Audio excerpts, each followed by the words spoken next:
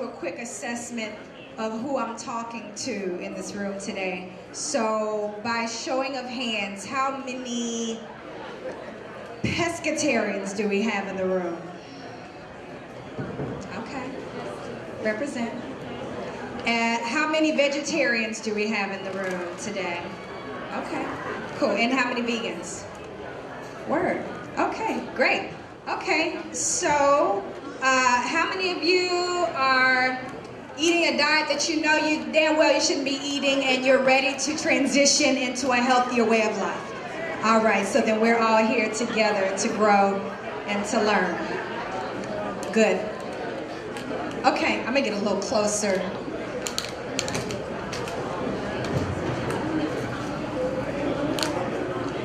All right, so for those of you who don't know who I am, and you're thinking, who is this lady up here? My name is Chef Aki, or I'm known as Chef Aki, and I am obviously in the culinary arts, but my passion is wellness and holistic health in general. And that journey has started from a bit of a different place than the typical culinary chef. Whereas I wanted to get into the field because I wanted to help to prevent disease and cure disease with food. Okay? I'm 35 today, going on 36, and I'm grateful to have never, ever, ever had to have been medicated or hospitalized for any reason at all. And I am trying to hold it down and keep it going. And I think I'll be able to do it. But I think I've been able to do that because I started very, very early in this journey. So everything that I picked up over the last 17 years, I'm really on a mission to share with you. And we're all here to learn together. I'm no different than you, other than I've been on this journey for a long time, and I'm anxious to share any information that I have on how you can become well. If you're struggling with any particular disease, if you're struggling with weight loss, if you're struggling with right now fibroids and reproductive disorders is the topic of the day, because this is getting out of hand. So there's a war on the womb, especially the womb of the black woman.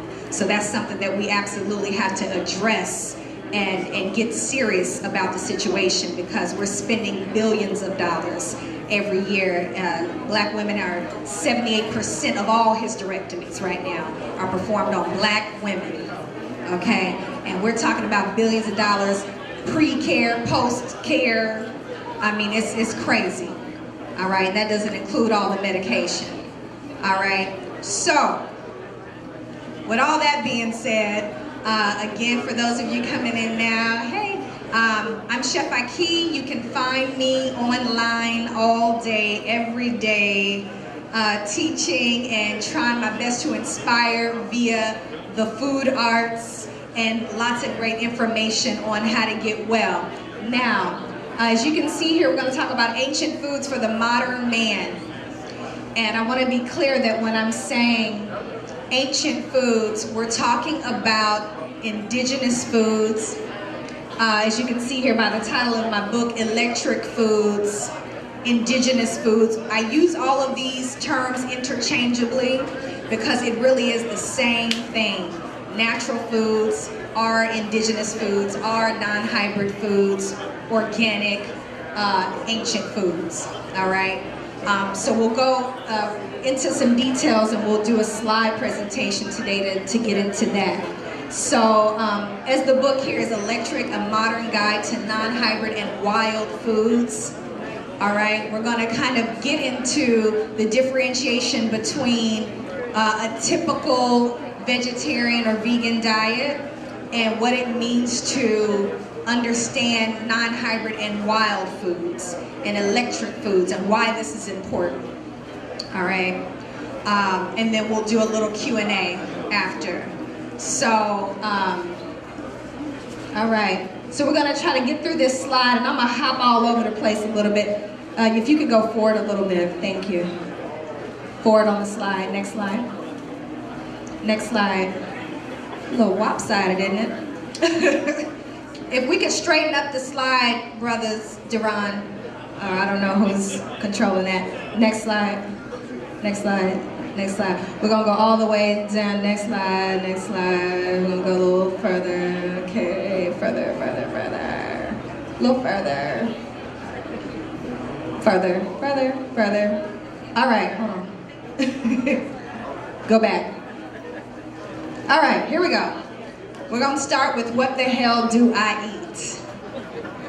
Because I know that's what's going through your mind every day when you're thinking, I got my husband, I got my kids, I grew up on soul food, barbecue is good, and I want to eat the pancakes and the pizzas and the frozen things and convenient foods, okay? So I know this is difficult.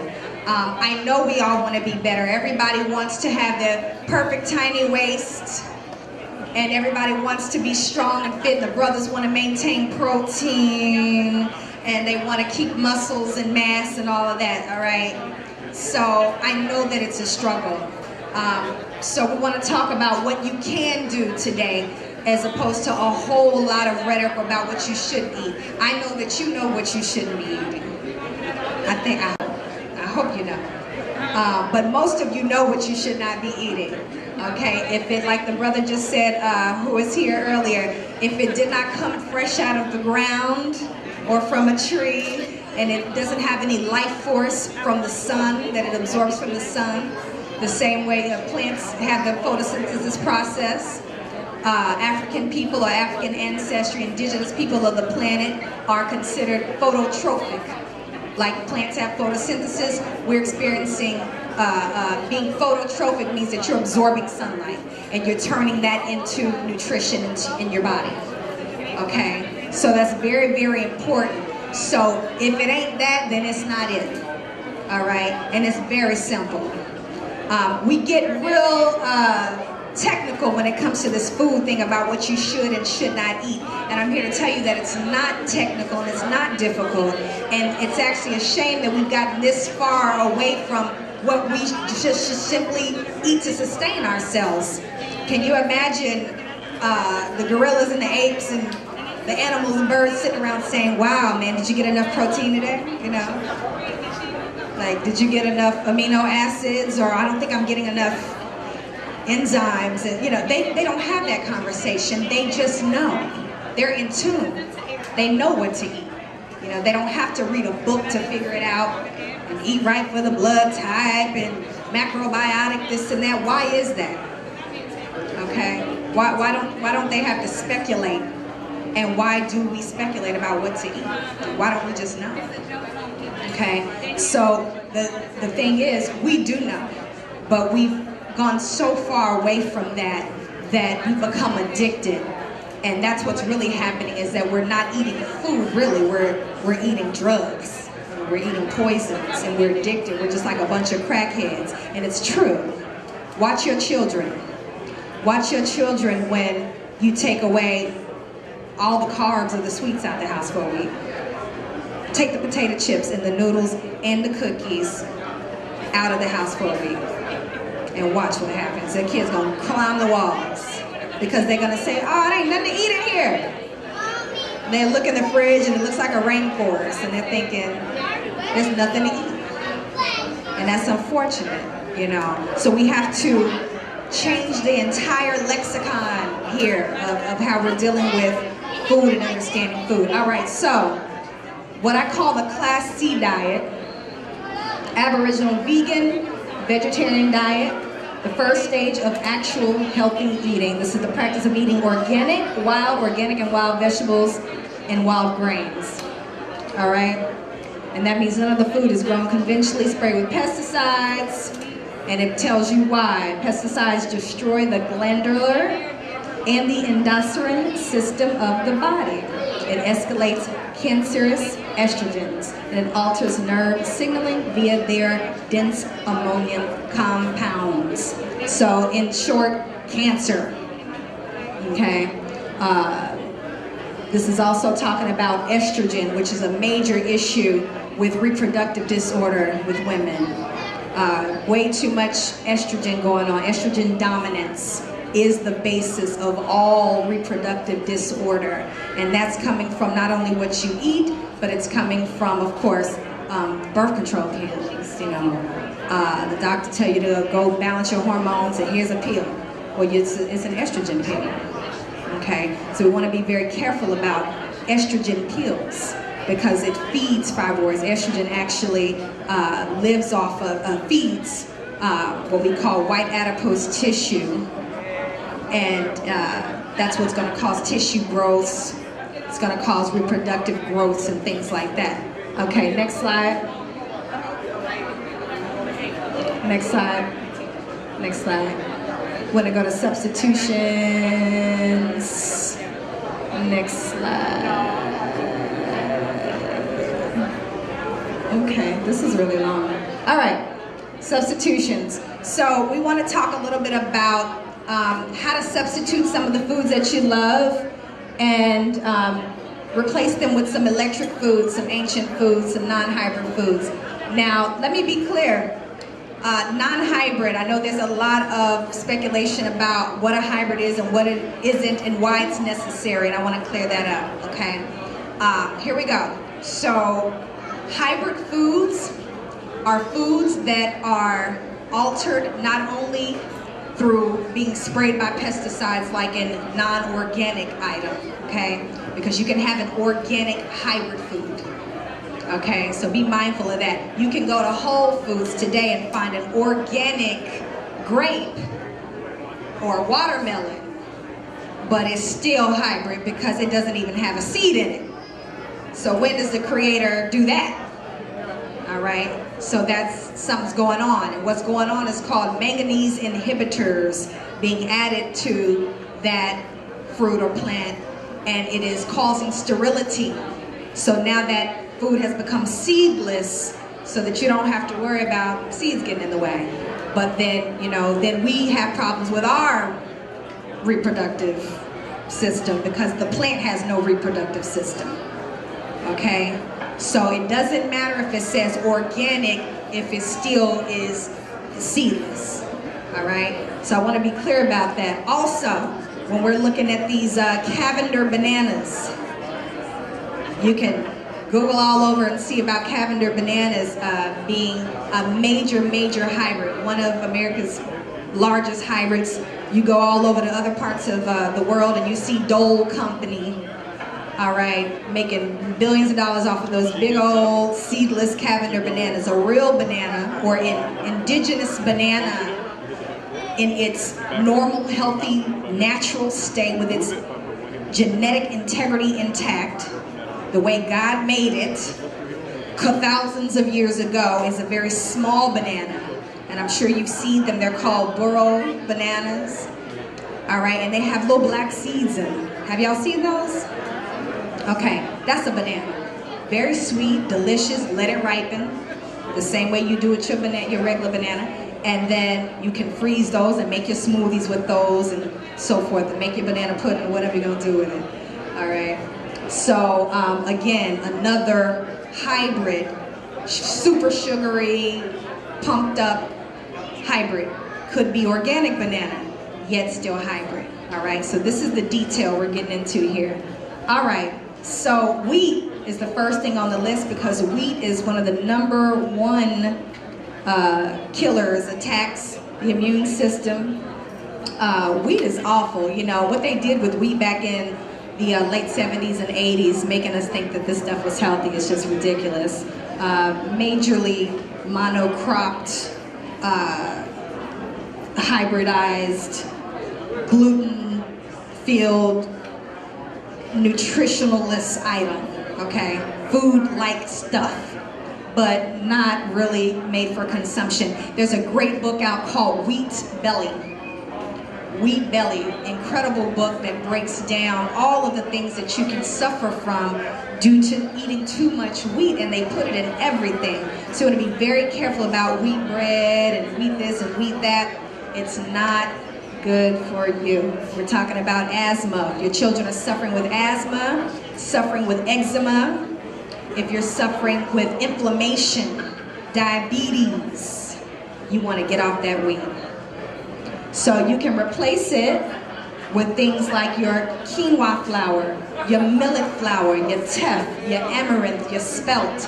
These are some of the ancient grains that have their full genetic integrity intact that you can start implementing in your diet to replace wheat. If you like to bake and things like that, you can do your millet and teff and quinoa and things like that, all right? So you can find all of these in their whole form or broken down into their, milled into a flour form as well, all right? So all that goes to couscous, rice, grits, oatmeal, and brown rice too. The ideal rice to eat is gonna be wild rice, okay? And I heard somebody say black rice, forbidden rice. But ideally, your wild rice, you want to look for your wild or black rice.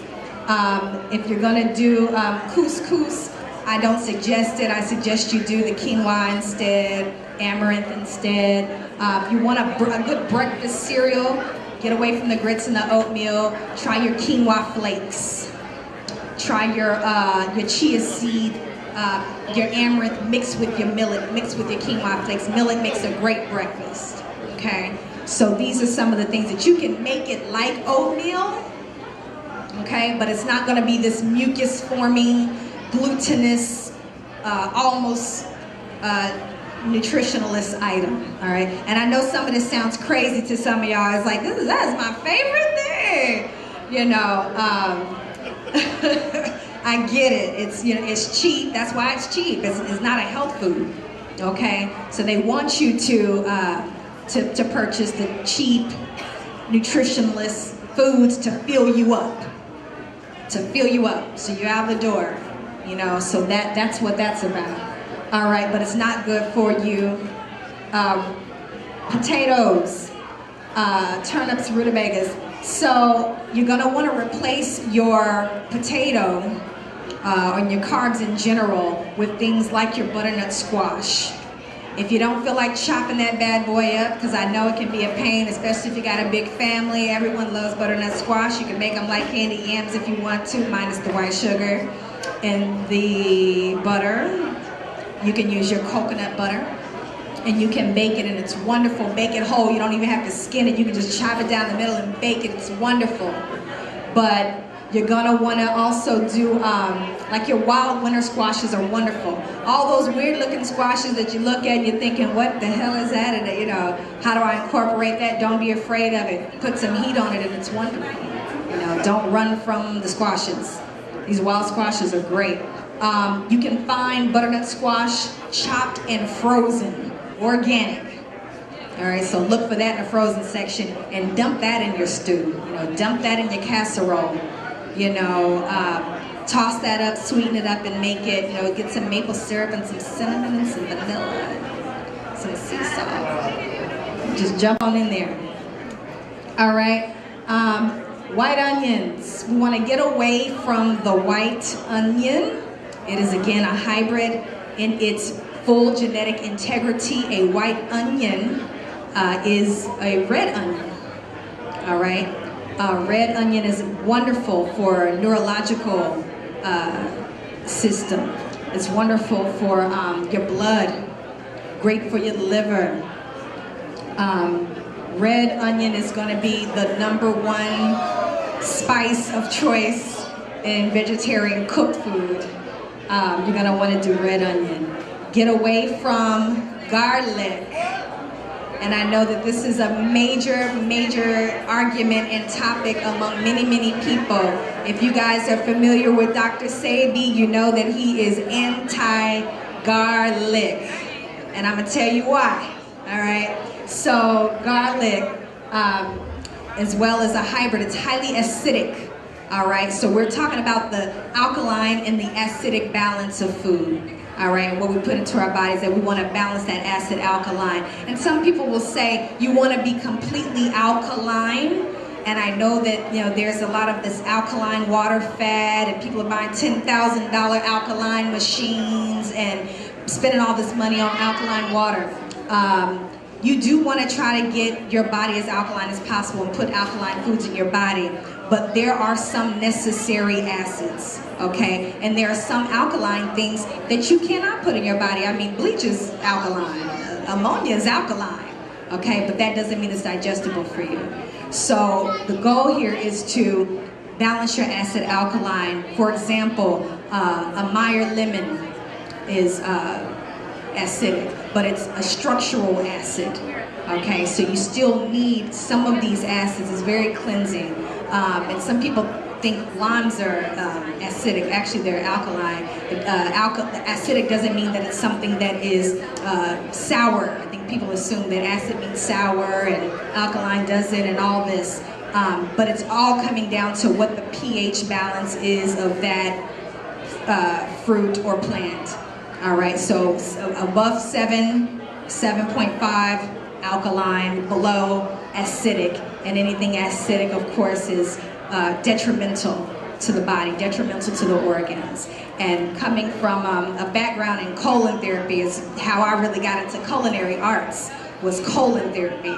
And when I turned 18, I actually decided I'm going to clean my body up because I've been eating chitlins and pork chops and ramen noodles and bologna sandwiches and Doritos all my life, okay? And I'm one of 3 siblings, and everybody's sick, but me at this point. And I'm holding on.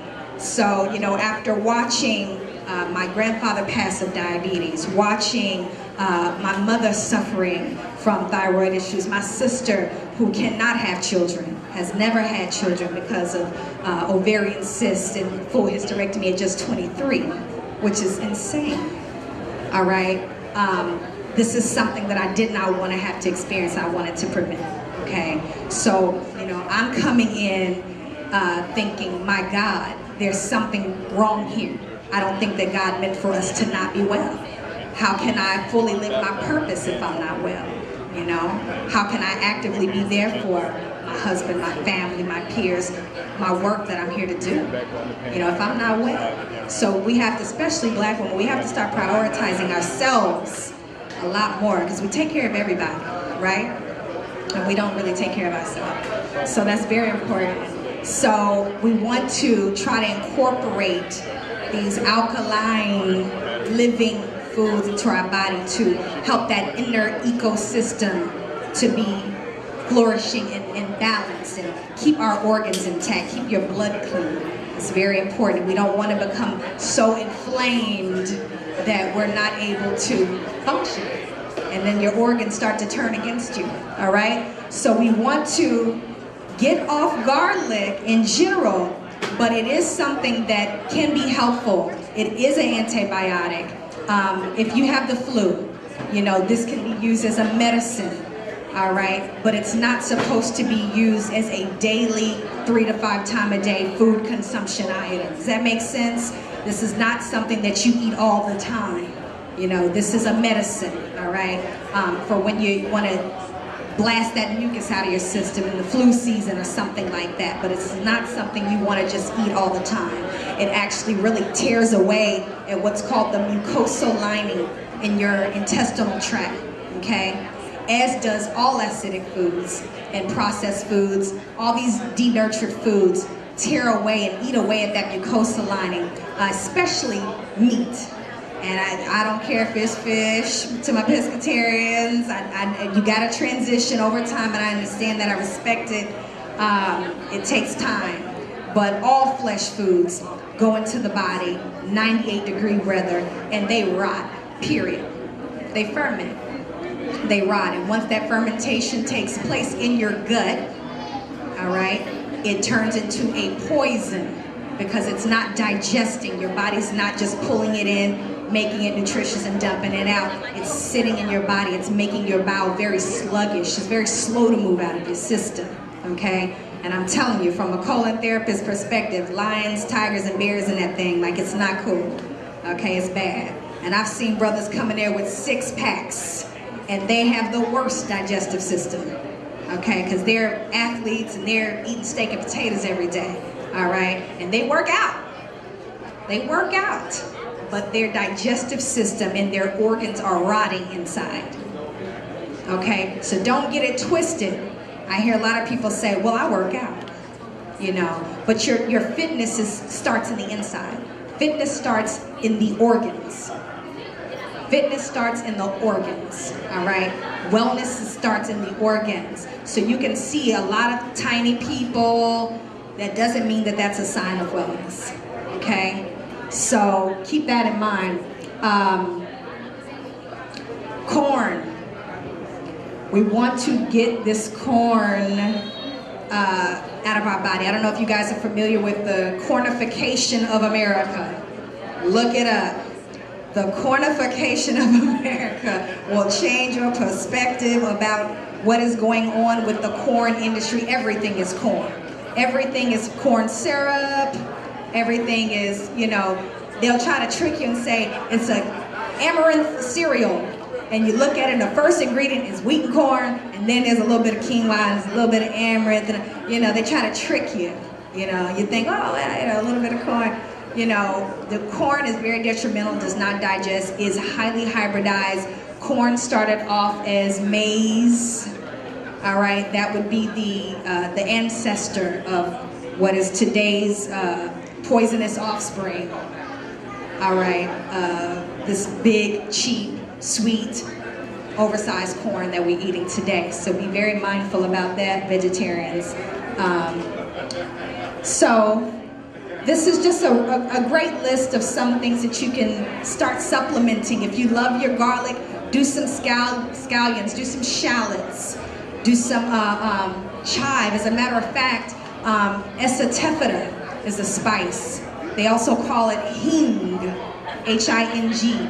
Esotephyta. I hope y'all got some notepads out, because I know there's a lot of information here. But hing, or esotephyta, is a wonderful spice. It's real kind of got that funk on it, like garlic, to try to replace the garlic. So you can do a blend of esotephyta with your shallot, or your chive, your red onion, your Meyer lemon, and try to, you know, your sea salt, and get that, try to get that same flavor, okay? Won't be exactly the same, but all right. So if we can back up a little bit and go to a different slide while we're getting that together. So, okay, and going back. All right, so I just want to show you guys some of the best foods that you can get into your body. But while we're doing that, and you can go all the way back to the third slide. I want to talk a little bit about water, because I get a lot of questions about water and what you should drink and how much you should drink. And I know that the standard Western medical system will tell you get 8 glasses of water a day. You know, some people say, well, I'm trying to drink at least a gallon a day. And water is important, and hydration is important. But we are greatly miseducated on what is hydration and what is really water. And there's a lot of water on the market that I call dead water, okay, or bulk water, because it doesn't penetrate the cell.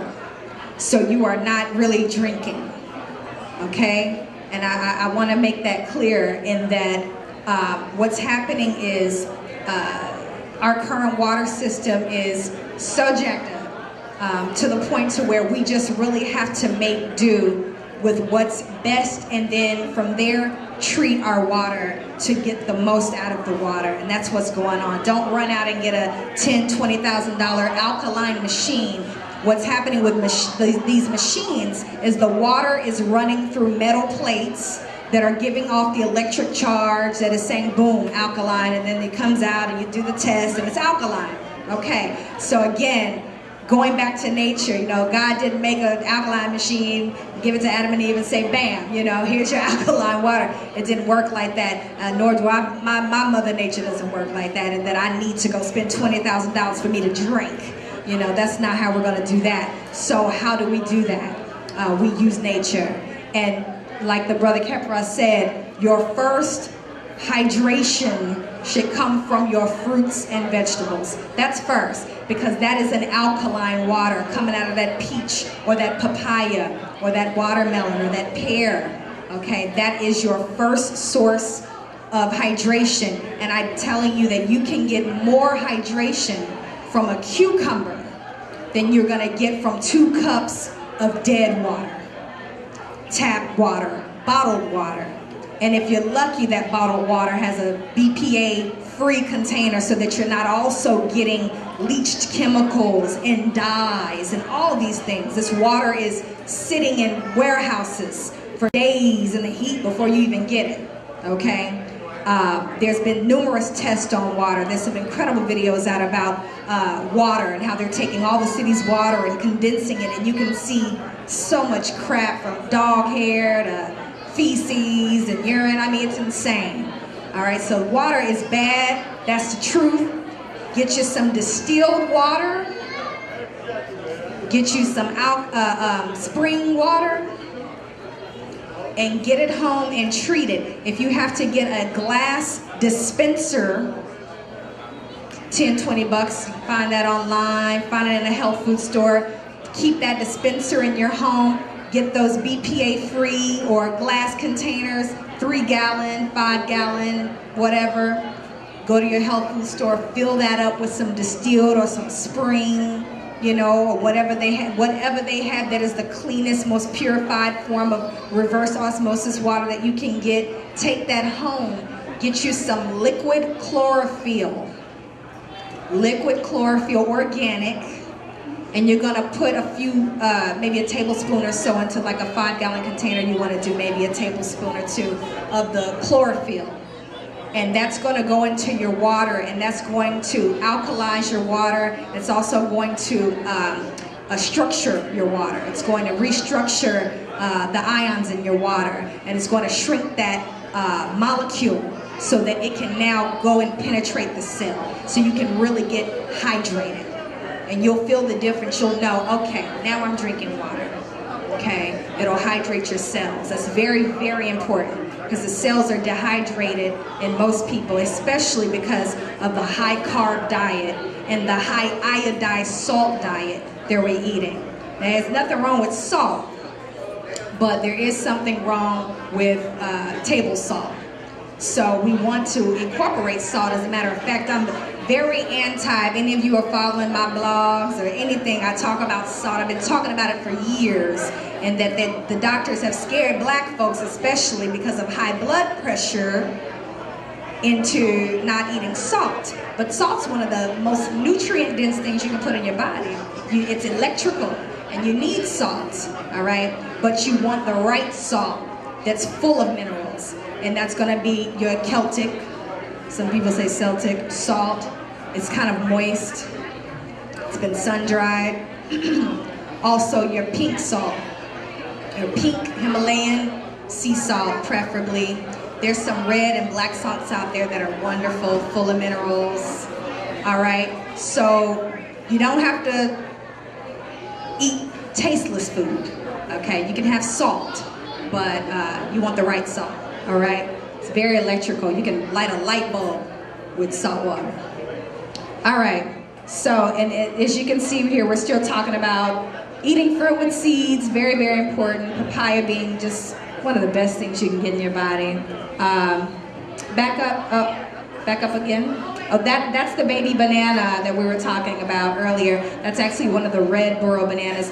Amaranth, if we could squish this slide up, that'd be great, but I'll do my best. So this is amaranth. It's a really great breakfast cereal for those of you that are like, well, damn, you know, breakfast is probably the most unhealthy thing that we eat. It's gonna be either carbs or protein or dairy. And all 3 of those things, especially for the African American, is deadly. All right, the carbs, the protein, and the dairy, that is, especially in excess, is really to our detriment. It's horrible. All right, and that's really why we're passing on diabetes. I tell people, diabetes is not genetic. You do not have a genetic predisposition to diabetes. What you have is grits and potatoes and bacon and eggs on your plate. That's what you got, You and your grandma and your mom and all of you have been eating the same thing. So you're passing on the lifestyle. You're not passing it on through your genes. Don't let anybody tell you that. You can change your genes. The body changes all the time, okay? Yeah, you can change your genes. So you can heal yourself and continue to create new cells in the body all the time. So don't assume that you can't get better because of what your mother or your grandmother was doing. You can, okay? So that's one of the best things that you can put in your body. Full of protein. Don't worry about making the shift over to a plant-based diet. Protein is not an issue for vegetarians. I've been eating this way for 17 years and I've never felt faint or weak because of lack of protein. I eat hemp seeds, I eat chickpeas, lentils, amaranth, get more than enough protein, almonds, more than enough. You actually don't even need that much protein. Matter of fact, we'll talk about this later, but protein in itself really is a myth predicated by the food, meatpacking industry. But what you do need is nutrients, minerals, electricity, and you can get plenty of protein minus the meat. The meat, as a matter of fact, once you cook it, you lose 83% of the available protein anyway. So you're really, you could do like the Japanese and just eat sushi and be better off. You're not getting a lot of protein because you're eating a fried chicken or cooked steak. That's a myth. Okay, you're killing the nutrient. All right, so I love this. I want to leave it here for just a second. Very important, sea moss, carob, and dates. These are 3 superfoods on the Electric Foods list. If you guys have seen Dr. Sabi's list, if you guys have seen the AMA or Aboriginal Medical Association list for electric foods, alkaline foods, this is one of those wonderful creations that I make every day that really gives you a nice full feel and you still get that kind of chocolate taste, as I love chocolate. But you can do the baby bananas and blend that with your sea moss, your carob, and date. And I tell men especially to get plenty of sea moss. It's high in minerals. It has 98 of the 102 minerals that the body needs, matter of fact. And some of you may be not so familiar with sea moss, and I'll show you a picture of raw sea moss in just a moment. But sea moss for your joints is phenomenal. If you're suffering with joint pains and things like that, brittle and weak hair, nails, bones, things like that. If you are looking to enhance your reproductive situation, men for prostate, women, if you're losing too much sperm. I know we have children in the room, but we're gonna talk about this wellness. Okay, they're out of the room. So for the most part, you want to maintain your vitality, brothers. Okay, if you're losing too much of your male fluid, okay? So we want to replace that, sisters, and help them out by giving them sea moss. And you can get sea moss usually in Oriental or Caribbean markets, all right, or you can order it online. And it's gonna come to you in its raw form, very, very salty. So you're gonna wanna rinse it well. You're gonna wanna either soak or boil it, and then you're gonna wanna blend it, and it creates a nice gel. And that gel you can put in glass in your fridge and just pull from that every day.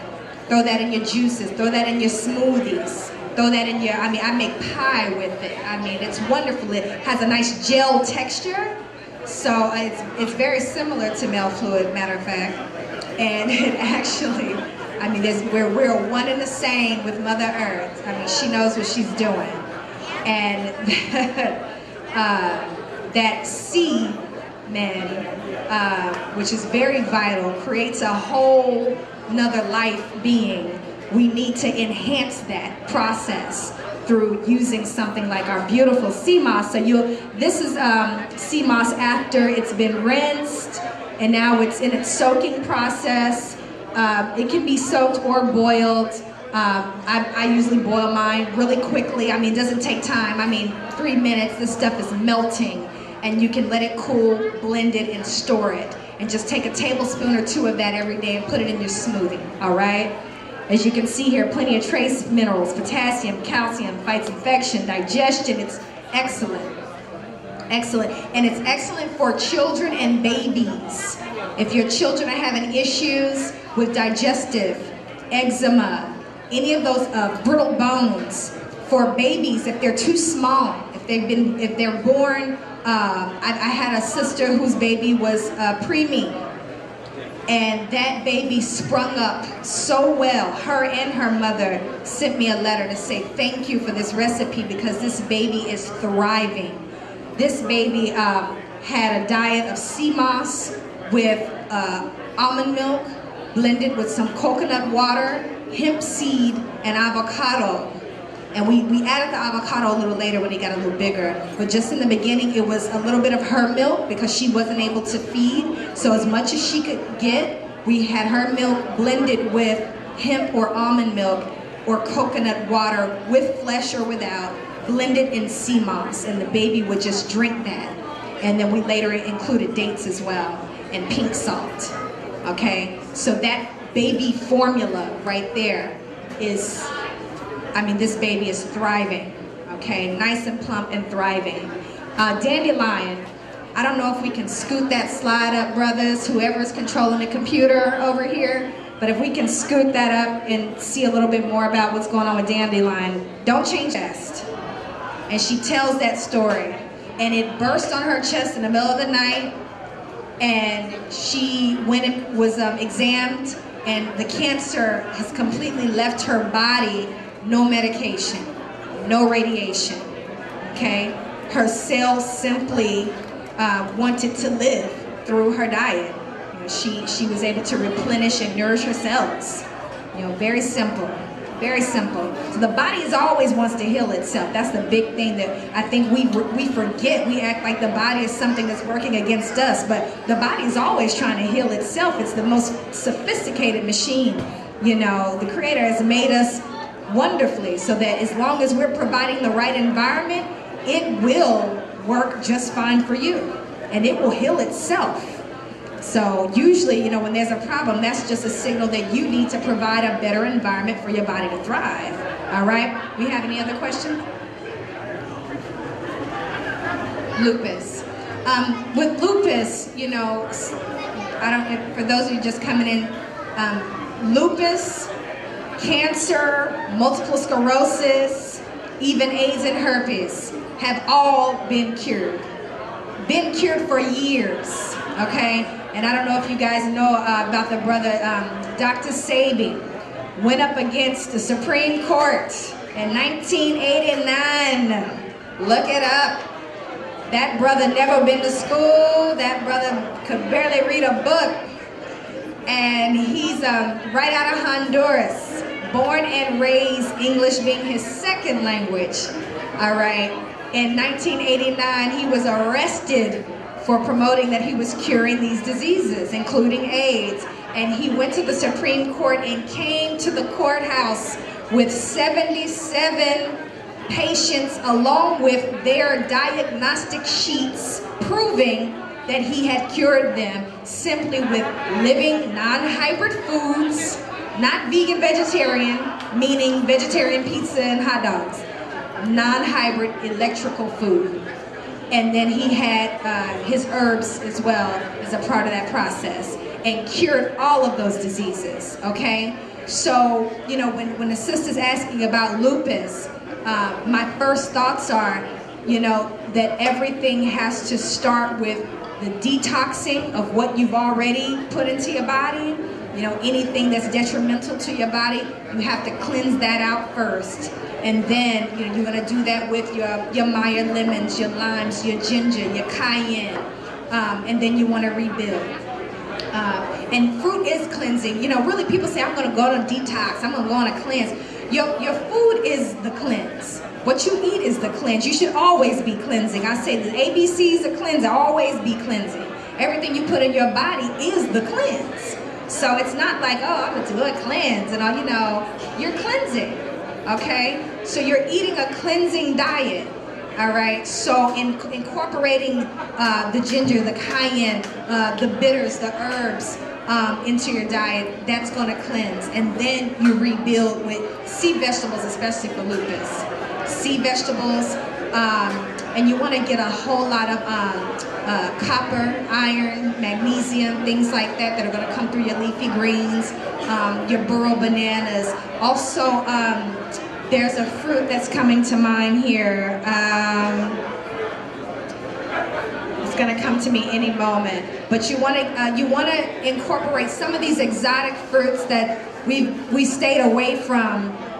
Tamarind is a wonderful fruit. It's kind of like a date. Looks kind of like a pea pod, but if you see tamarind paste, tamarind frozen or fresh, wonderful to incorporate into your diet. Tamarind also, it's coming to me, sour orange, what they call ugly fruit. And I know some of my islanders know what I'm talking about. One of the best things you can put into your body. The typical navel orange is not it. It's a hybrid, okay? The real orange is that ugly fruit, sour orange. And you blend that with some ginger and a little bit of cayenne, some tamarind. You can add your maple syrup if you choose. Divine and very cleansing, very healing. All right, so indigenous people knew what they were doing. You know, they had access to all these wonderful things that unfortunately we've been taking away from our environment and away from our food supply. Okay, of what the things that make us thrive, which are these indigenous tropical electric foods. So we have to get a little bit out of our comfort zone. More questions, yes.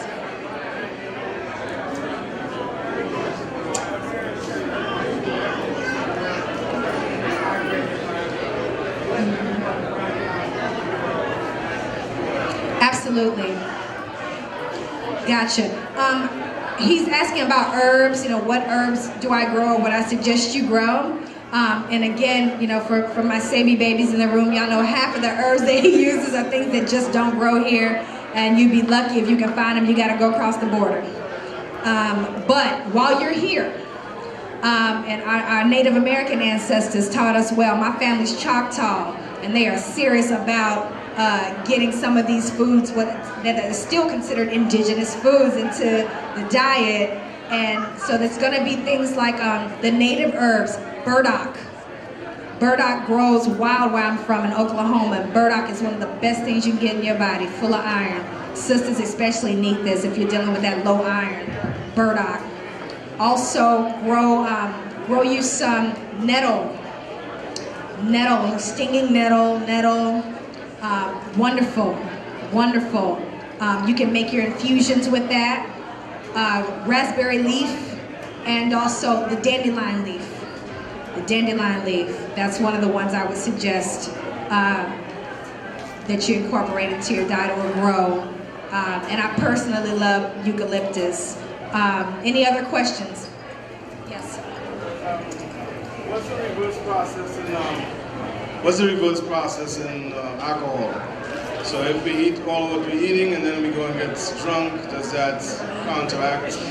Yeah. You know, I call alcohol liquid carbohydrates, sugar, bread. You know, it's bread. If you try to make wine, which I certainly tried, you'll know the recipe calls for what? Yeast. Calls for, or a loaf of bread, what they call prison liquor. And if it ain't that, then they need what else? Potato. Or what else they need? The rice wine, white rice. That's what the Asians do with the sake. It's all bad. It's all carbs. It's horrible. So if you want to reverse a situation where you have excessive amounts of alcohol messing with your liver, dandelion. Get you some dandelion tincture from the health food store. Put that in under your tongue or with your water, or get you the fresh dandelion. That's gonna really kick it. That's gonna clean that liver right up. Okay? Any other question? Sister, go ahead. Oh, we got the mic going. Sorry, guys. Yeah. So new mothers that can't produce, they having a problem lactating, for example, and they know better than to do the formula thing. That's my first question. I always got two questions. My second question is like toddlers, or when the children come out of infancy, and like strong foods you might recommend in regards to surpassing the infancy stage. It's a great question. Okay, so a few things. First question, you're asking about women lactating. This is really important. I actually talked to my midwife the other night. I don't know if you guys, if you're familiar with Dr. Jewel Pookrum. Dr. Jewel Pookrum is fantastic, and check her out. I know she gives a lot of advice on birthing and things like that. With lactating, oftentimes, brother, it is a dietary situation, but this is also a situation where the baby may or may not, the baby and the mother's connection needs to be assessed really, really deeply, and her connection to her body needs to be assessed really, really deeply. And this is just on a mental, spiritual level. You know, Pookrum always talks about whatever we're experiencing has to do with our state of consciousness. So the first thing, if I'm to be very accurate with you, then I'd have to, I can't not mention that the lactating process oftentimes for women is first mental, spiritual, okay? That's the first thing. Also, the baby may or may not be as interested as it wants to be in her milk based on how she's nurtured herself through the gestation process. So the first thing I would do is, you know, get her some mother's milk tea and get on the milk thistle. And the milk thistle herb should help to bring her milk down. Warm water and massage also on her breast is really, really important. And as this is my first child and I'm about to go through that process, you know, this is all from my teachers to you, from books I've read to you, and in theory to you, you know, because I myself haven't had this experience. But from what I'm being taught, that this is the process, and these are some of the best things that she can do. And just making sure that she's getting plenty greens and things like that. Fresh green juices and things like that are gonna be helpful as well. And then your second question was about toddlers and feeding children. I do not suggest that the mother jump too soon to any solid food. Okay, that's completely unnecessary. Let that baby live on liquid for as long as possible.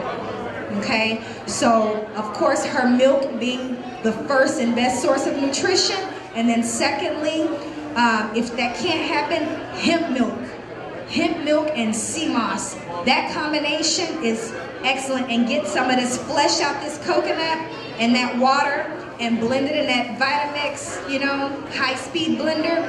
That formula right there mixed with maybe a little bit of dates, just a little bit of pink sea salt or a little bit of sea moss and things like that. As the baby gets bigger, add some avocado. The baby can start eating maybe quinoa flake cereal, the hot cereal, amaranth cereal, you know. And then later on, it can get a little more sophisticated, some butternut squash and things like that. But don't rush that process. Don't rush into food for that, for the baby. And then into the toddler phase. Really, at 2 and 3 and 4, now we can eat our hot cereal and our steamed greens and, you know, steamed vegetables and things like that, and plenty fruit. Plenty fruit smoothies, fruit everything. They love fruit. That should be the first thing. So, but don't be so quick to get them into carbohydrates of any form either. Okay, does that make sense? Okay, yes sir. We got a question. Greetings, sister. Greetings. What about foods that will combat the radioactive energy that we're constantly being faced with cell phones and all this electromagnetic energy that we're dealing with? Good luck. Good luck. The radioactive energy that we're dealing with, I wouldn't say that food would be the #1 way to protect against that. I would first deal with, it's kind of like fighting fire with fire. So the first thing I would say is your crystals and stones and your argonite and things like that are going to be the first thing that you want to use to combat radioactivity and cell phone tower and all this craziness that we're dealing with. Is just surround yourself with argonite and also obsidian, magnetite, things like that. Those are going to be, you can actually even put some of those crystals in your water containers and put that in your glass dispensers at the bottom of your dispenser. But keeping those crystals around your home, that's going to be the first and foremost way to fight that. Otherwise, then of course, Electric Foods diet, we do our best and pray. Because the situation's messed up. Any other question? Yes, sister. She's been waiting for a while. I have one quick question and then another one. Are chives sprouts of garlic? That was my first question. Like, do they come from garlic? And then my second question was dealing with breast cysts in the breast. It's not cancerous, but you don't want it there, and you don't know if that's going to be a problem for breastfeeding. So how do you deal with that in terms of that? Very important. That's a very important question. I talked about this recently. If you guys are not on Chef Aki Instagram, I'm probably there more than anywhere else, giving information and exchanging information. And we just put up a post about the lymphatic system. Very important, sisters. We talk about blood, but we don't talk about lymph. Your lymphatic fluid, okay? This is very important for women. If you're doing breast exams and you feel lumps, if you feel lumps under your armpit, okay? This is very important. Your lymph nodes are toxic, clogged, and or simply stagnant and not moving, your lymph fluid. So I had that experience where between the ages of about 16 and 28, I would always feel lumps in my breast, and I didn't understand that. And of course I'm paranoid because you're thinking, oh darn, I've got some benign cancer tumor going on. You don't know. But you know you feel something, and you're like, I can't have cancer, so what is the problem?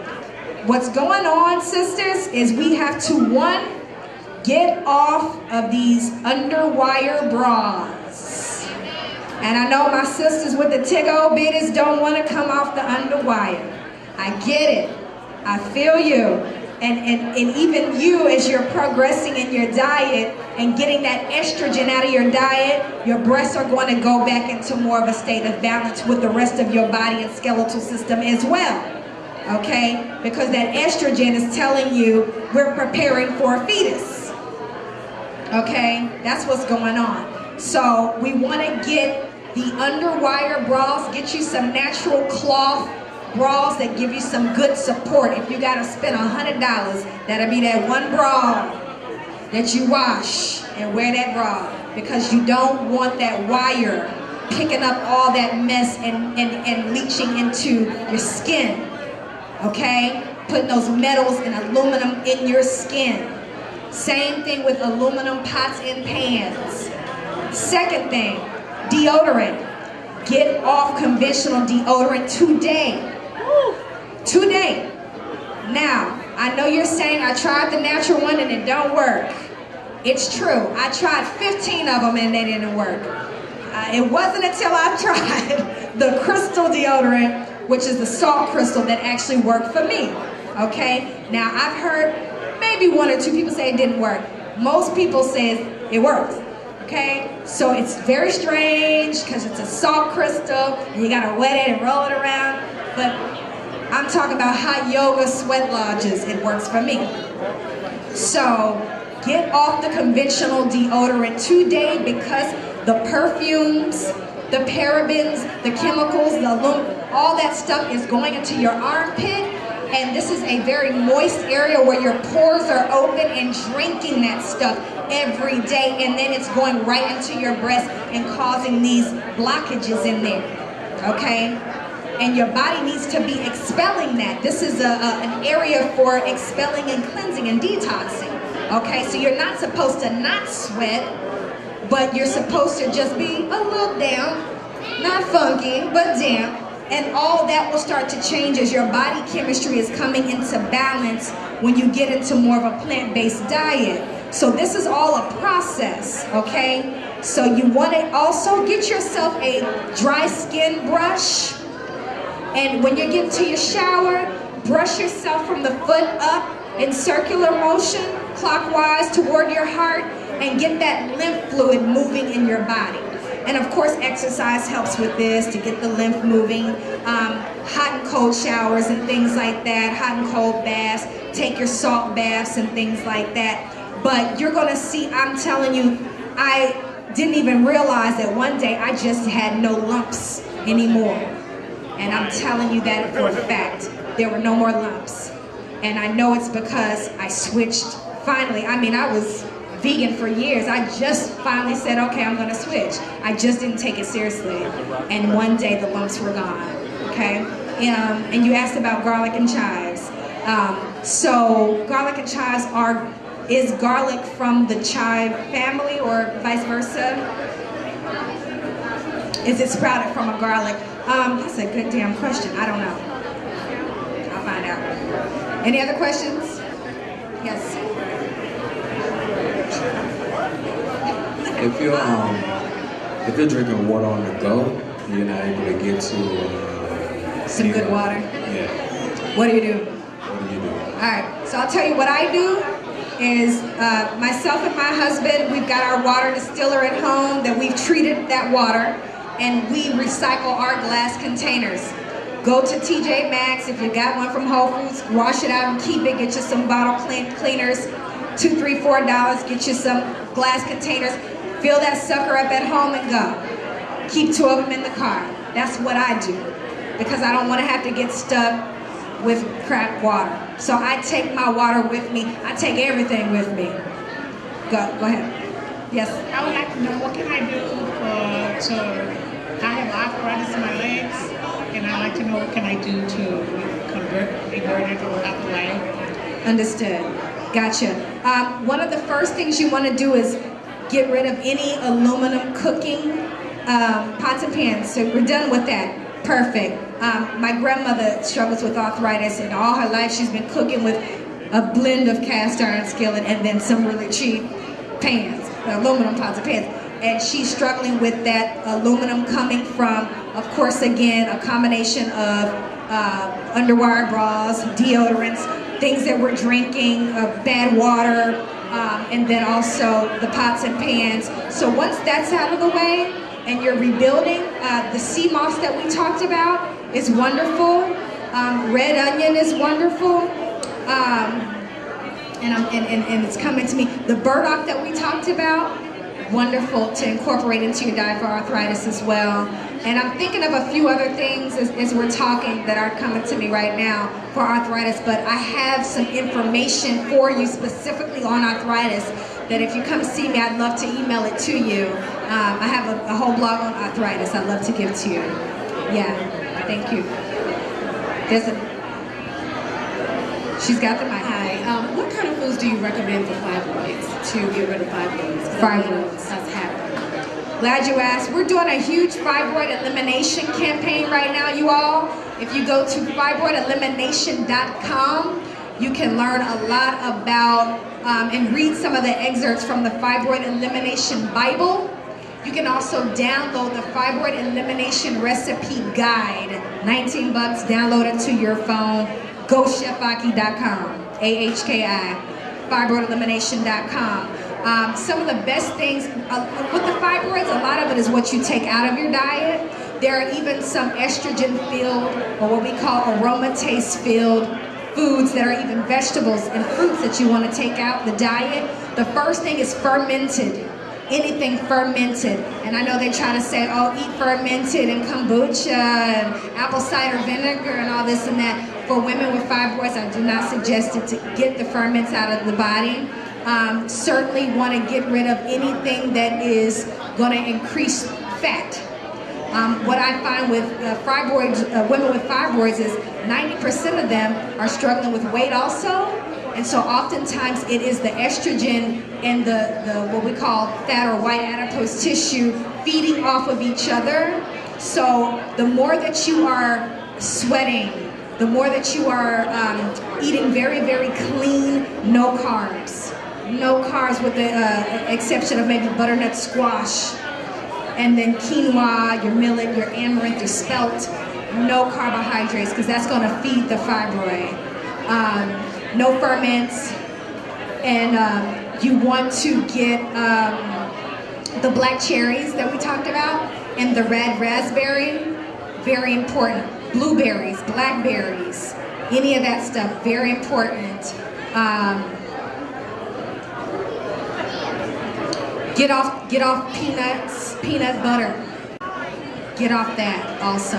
So it's going to be a little bit more about probably what you don't eat. Dairy is certainly a no-no. It's going to feed the fibroid. And I did a whole, on my Instagram page, what are you feeding your fibroids? And everything on a typical soul food plate feeds a fibroid. You want to be really careful about that. So, you know, your candied yams and your cornbread and all that corn products, you want to completely come off the corn products also.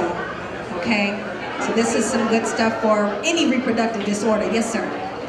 I wanted to know your take on drinking too much distilled water, because from what I understand is that you should really be drinking distilled water when you're cleansing, and because it'll strip the body of minerals, it'll strip too much minerals out of the body. So I just wanted to get your take on that. What should be drinking if we're not cleansing? Which water should it be? Reverse osmosis? Should it be spring water? Gotcha. If you all heard the brother, we were talking about water earlier. I don't know if you were here, but distilled water, drinking in large amounts, is known to leach minerals from the body. It's not replenishing minerals because it's been distilled.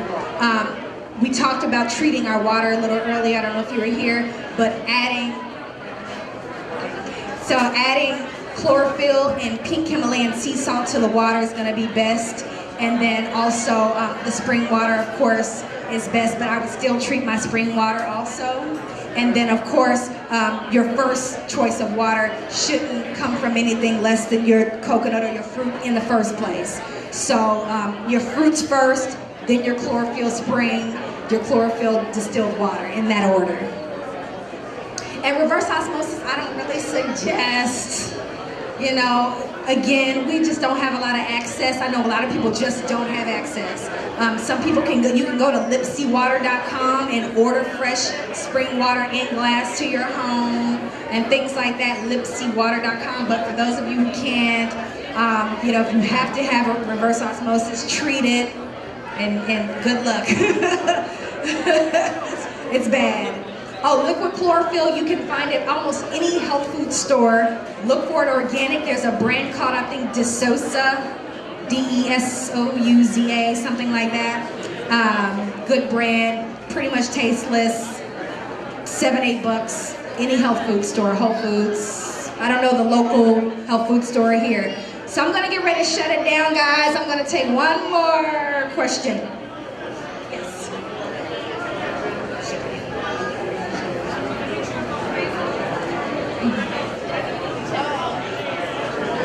Alternative. The sister's asking about an alternative birth control, y'all. All right. This is rough. I get asked this question a lot. And women who are struggling with wanting to be intimate and not create life, I can't lie, this is a rough one for me, only because it kind of defeats the purpose, you know? I mean, you're supposed to have sex and multiply. So you have to know your cycles, sisters. You need to learn your cycles. Some women are using an iPhone app to track their cycle. You need to get in tune with your body. You know, this is the way it's been done in the past. Most of us grown women in our 30s don't know our cycle. We don't pay attention to it. It just comes and there it is. And that's an issue that we've left to convenience, to doctors to monitor for us. And that is the major issue here, is that there is a time in which your body can give birth or not. Okay? So if you don't want to get pregnant, either A, don't do it, B, learn your cycles, you know, and then C, communicate with your man and work that situation out, because if he's not ready to be a father, then he needs to understand that cycle, and don't be messing with you and messing up your cycle situation and messing with your, you don't want to encourage her, brothers, if she's trying to try the natural method. You need to support her in her process. If she is trying to get off the estrogen pills, you know, and see, the men are usually the ones that make this really rough for us, because they've gotten used to the convenience of you being on the pill. Am I right? So they can just enjoy the situation, and you know, so we've left that to someone else. So that's a problem. So sisters, you've got to get back in tune with your cycle so that you know how to manage your intimate life if you're not ready to birth. That's the bottom line. Other than that, then of course abstaining. There is no miracle herb that I know of that's going to keep you from having a baby. I haven't found it yet. If you have, then please tell me, because I'm interested to pass that to the next person. Okay? All right, so that's going to be it, you guys. Thank you for having me. Richmond has been an amazing experience. It's like a big old family reunion. That's what I told Brother Duran, who had me down here. Brother Duran, y'all, please give it up for Brother Duran Chavez, first of all, because that brother's been holding it down and doing a lot of work and putting in work here in Richmond, and I'm so proud of him. And I'm proud of all y'all for showing up for yourselves. Okay, because there's a lot of brothers and sisters who are not ready to even get into the state of consciousness of healing and wellness and getting back into nature. And if we get too far from nature, then we're going to really, really get into murky water. And we don't want to do that. So we have to support him in what he's doing and all of his affiliates and the things that they're doing. And his wonderful staff have been great to me and embraced me. And they've handled this very professionally, and they've been great. So I've enjoyed Richmond. I hope to come back. If y'all have questions, come and see me after. I have books over here for you, and we're going to sign those books and get them to you. And if we run out, then you can go to gochefaki.com, download it to your phone. Also, if you need a meal calendar for your family, meal plans with recipes to go with that meal plan to help you transition, then we have that for you at gochefaki.com/services. You can get a meal plan, 7, 14, and 21-day meal plan. All right, so if you're interested in that, come sign the email list, come see me. If you took a picture, tag me, and that's that. Thank you all.